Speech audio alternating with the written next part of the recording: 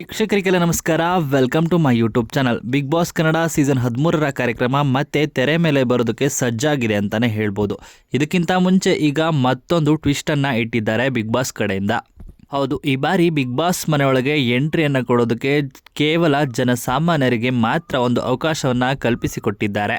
ಮನೆ ಒಳಗಡೆ ಹೋಗೋದಕ್ಕೆ ಸಾಕಷ್ಟು ರೀತಿಯಲ್ಲಿ ವಿವಿಧ ರೀತಿಗಳಲ್ಲಿ ಒಂದು ಟಾಸ್ಕ್ಗಳನ್ನ ನಿರ್ಮಿಸಿದ್ದಾರೆ. ಇನ್ನು ಬಿಗ್ ಬಾಸ್ ಆರಂಭಕ್ಕೂ ಮುನ್ನ ಬಿಗ್ ಬಾಸ್ ಅಗ್ನಿ ಪರೀಕ್ಷೆ ಅಂತ ಒಂದು ಕಾರ್ಯಕ್ರಮವನ್ನು ನಡೆಸಲಾಗ್ತಿದೆ. ಈ ಕಾರ್ಯಕ್ರಮದಲ್ಲಿ 4 ಜಡ್ಜ್ಗಳು ಹಾಗೆ ಒಬ್ಬರು ನಿರೂಪಕರು ಕಾರ್ಯಕ್ರಮವನ್ನು ನಡೆಸಿಕೊಡ್ತಾರೆ. ಇದರಲ್ಲಿ ಸೆಲೆಕ್ಟ್ ಆದವ್ರನ್ನ ಬಿಗ್ ಬಾಸ್ ಮನೆಯೊಳಗಡೆ ಕಳಿಸಲಾಗುತ್ತೆ. ಇನ್ನು ಬಿಗ್ ಬಾಸ್ ಅಗ್ನಿ ಪರೀಕ್ಷೆ ಕಾರ್ಯಕ್ರಮದಲ್ಲಿ ಯಾರೆಲ್ಲ ಜಡ್ಜಸ್ ಇದ್ದಾರೆ ಅಂತ ನೋಡೋದಾದರೆ, ಬಿಗ್ ಬಾಸ್ ಸೀಸನ್ 10ರ ಸ್ಪರ್ಧಿಗಳಾಗಿದ್ದಂಥ ವಿನಯ್, ಸಂಗೀತ ಹಾಗೆಯೇ ಚಂದನ್ ಶೆಟ್ಟಿ, ಶ್ರುತಿ ಅವರು ಜಡ್ಜ್ಗಳಾಗಿ ಕಾಣಿಸಿಕೊಳ್ಳಲಿದ್ದಾರೆ. ನಿರಂಜನ್ ದೇಶಪಾಂಡೆ ಅವರು ಆ್ಯಂಕರಿಂಗ್ ಮಾಡಲಿದ್ದಾರೆ ಈ ಕಾರ್ಯಕ್ರಮಕ್ಕೆ. ಇನ್ನು ಇವರು ಕೊಡುವಂಥ ಟಾಸ್ಕ್ನಲ್ಲಿ ಗೆದ್ದು ಯಾರು ಬಿಗ್ ಬಾಸ್ ಮನೆ ಒಳಗಡೆ ಕಾಲಿಡ್ತಾರೆ ಅಂತ ಕಾದು ನೋಡಬೇಕಾಗಿದೆ. ಇನ್ನು ಬಿಗ್ ಬಾಸ್ ಸೀಸನ್ 13ರ ಕಾರ್ಯಕ್ರಮ ಯಾವ ರೀತಿ ಇರುತ್ತೆ ಅಂತಲೂ ಕೂಡ ಕಾದು ನೋಡಬೇಕಾಗಿದೆ.